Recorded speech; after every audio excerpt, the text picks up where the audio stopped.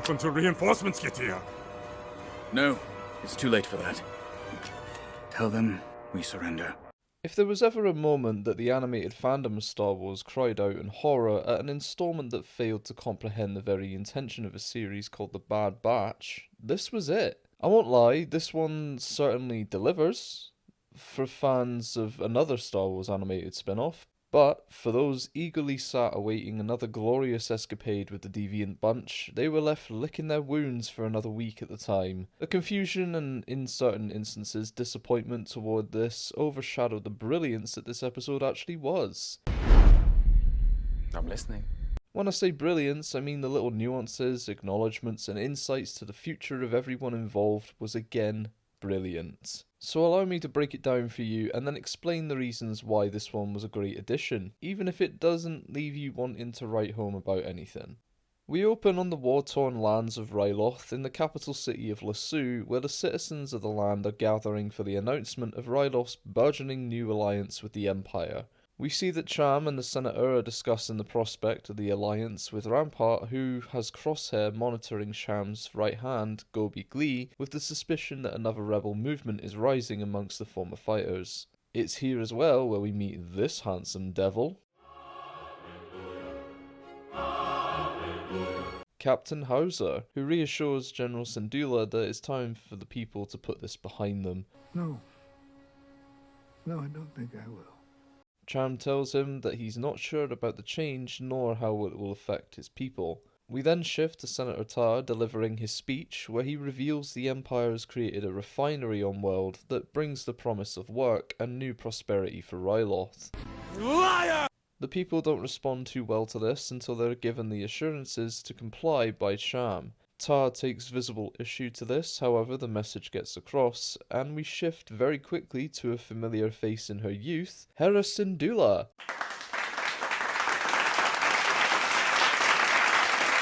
Accompanied by her fateful sadist disguised as a tin can, Chopper. Fuck. As we see them scouting out for the new refinery, but are caught quickly by patrolling troopers. The growing tensions between Gobi and the Empire right now become more concerning for Cham and Eleni, as they find out he was the reason that Hera was there to begin with. Excuse me, what? After much debate between the various parties discussing the future of Ryloth and what it means to them, we see Gobi take Hera with him to meet the Bad Batch, making a cameo in this episode, who are dropping off the weapons cache for them on behalf of Sid.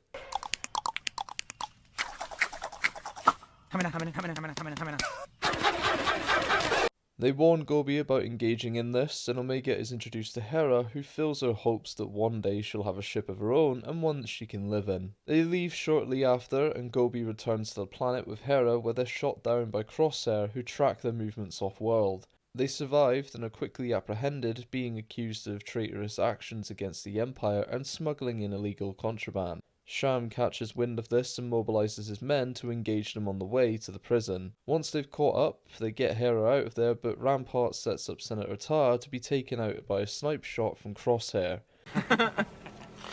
What?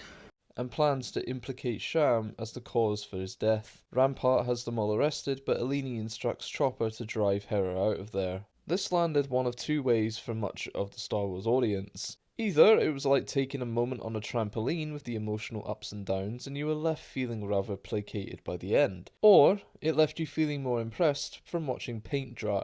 For me, I have gone on record many times confessing my affection for the animated shows over any of the live action content. I still enjoy the live action stuff, they are just larger limitations involved in what you can achieve with them, whereas you can be a little more creative with what you want the characters to accomplish in certain situations. Anyway, I digress. I enjoyed this one for what it was. It provided a few things of note, and I think that's what people failed to take away from this. Firstly, I enjoyed seeing the return of Hera. Rebels is held with such reverence because of the refined 4-season arc that takes us on a journey into the lives of 5 individuals with varying complexities and cathartic resolutions to their stories, with a couple left open-ended for an eventual return. We got to see her origins and the impact that her mother had on her in her early years, who we know is no longer around by the time of Rebels. Couple this with the understanding that of Harvard's hardened nature grown from the war, which generates the conflict that they'll have years down the line, with differing opinions as for the future of Ryloth and their relationship becoming strained, is all blended together beautifully to create this strong badass in Hera. The ideals that Sham tried to embrace in these fleeting moments clearly rubbed off on her, and the bond that she has with her mother brought her up with the fire of a phoenix in her soul to take the fight to the Empire later. If you've yet to watch Rebels, it's too late to say spoiler warning I guess, but you're in for a treat. She grows up to become a bold and competent lead for the rebellion, flying through the stars, kicking ass and taking names, and some big names at that, and engages in some of the most historic battles in Star Wars history, so keep an eye out on this one. To also be accompanied by Chopper and have the little callback or call forward, depending on when you're watching this, to the mention of his friendship with her and how they met was a great example of continuity. As for her mother, Alini wasn't far removed from who Hera grows up to become, so it was like looking in a mirror and obviously designed that way for reflective purposes, and just to get an understanding of how she was, with only mentions throughout Rebels, was a necessary sight for context and development of Hera, and it was awesome to see. Sham has obviously had a hell of an arc throughout the Clone Wars, Rebels, and now this. He's always been a man of war, and that's just made him resistant to the idea of peace when it's not in their hands. During this transition, he was willing to concede, but the temptation was too much to enter the fight again. Hera was without a doubt the breaking point for him, and you can absolutely say that he was coerced into it, but he almost enjoys it, and by the time of Rebels, almost acts as a warmonger. When he talks about the struggle with change for his people, I think he fears to calm himself. He's a complex character and one I'd love to see more from later on. Now, I think we've covered the family, so let's talk about everyone else. Firstly, Rampart. A devious man that undoubtedly is the devil in this deal, who had manipulated the entire situation of this episode.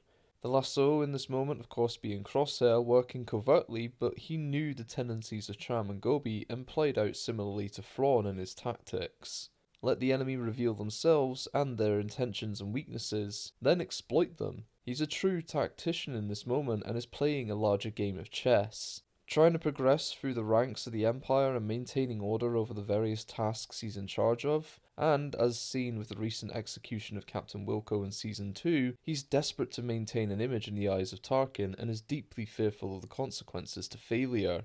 He's become one of my favourite B-side characters throughout the series, and many were quick to judge him as a coward, but I believe he has the potential to be a strong antagonist against the Batchers should they wish to continue building him. Then lastly, the biggest wildcard in this was Captain Hauser. There have been a few examples at this point of clones turning against the Empire, recent examples being Commander Cody, Captain Wilco, Rex, Gregor, and the Bad Batch themselves. The bizarre aspect to Hauser, however, is he's not responding in the same fashion as say Grey or Crosshair are. The clones have become more aggressive since the chip's activation as a deliberate way to villainize them for audiences, but Hauser doesn't come across as impeded by the chip. He's responding to Sham's concerns, Rampart's actions, and Hera's capture in the same way Rex would question one of Anakin's harebrained ideas. With thought and consideration, a trait that was inspired in the clones by their leaders. He is seen to be conflicted at times throughout this one though, which could imply he's battling something, most likely the chip, as Order 66 was sent out everywhere, but it's fascinating regardless to witness such an odd movement in the clone army, and the fact that he still possesses his coloured armour really sets him aside. Another theory I have is that if he went to Ryloth shortly after the deaths of Master Dai and Captain Keeley in the early months of the war, and after witnessing such egregious actions from the enemy that led to the methods that Sham and his men might have taken, likely could have inspired him to learn similar methods and resolve against just accepting orders. Now, we'll end with these little notes. Senator Tarr's assassination was shocking, but when you sit on it, you realise how big of a shit he was, and actually this could have benefited Ryloth, as they likely could have voted in a new member from the Freedom Fighters and could have acted in good faith for the planet, rather than being left in the dust by the likes of Tarr. Then, the biggest point of contention for a lot of people, the Bad Batch themselves. I remember seeing a fuck ton of comments and jokes about this, but I personally didn't mind. It was an unexpected shift in the spotlight, but it sets up another move in the larger game of chess being played between Rampart and Crosshair and the crew itself. Plus, we got to see Omega and Hera interact, which was adorable, and I hope we see this relationship continue again in the future. Though it begs the question, why she never mentioned this to Rex in Rebels, or that she knew some clones personally. That's what you get for writing things out of order, I guess. And finally, that's where I'll end this one. A lot happened, a lot was mentioned, and a lot to think about off the back of it. Don't sleep on this episode, seriously, it is worth it. Just enjoy it for what it is. I'd be interested to hear more of your thoughts about this episode, so regardless of how much knowledge you possess regarding the characters in this, drop them down below. I'd also like to ask that you leave a like on this video and consider subscribing for more content. Until next time though everybody, take care, and may the Force be with you.